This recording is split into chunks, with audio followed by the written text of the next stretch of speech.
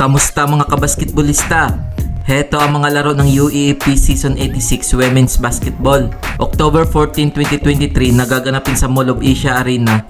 Sa first game maglalaban ng Ateneo Blue Eagles kontra sa FEU Lady Tamaraws alas 9 ng umaga. Maghaharap naman ang UP Fighting Marons at UST Growling Tigresses alas 11 ng umaga. October 15, 2023 first game maglalaban ng Inyo Lady Bulldogs at Delisio Lady Archers alas 9 ng umaga. Sa main game magharap ang Adamson Lady Falcons kontra sa UA Lady Warriors alas 11 ng umaga. Kung umabot ka dito sa video na to, mag-like na at subscribe.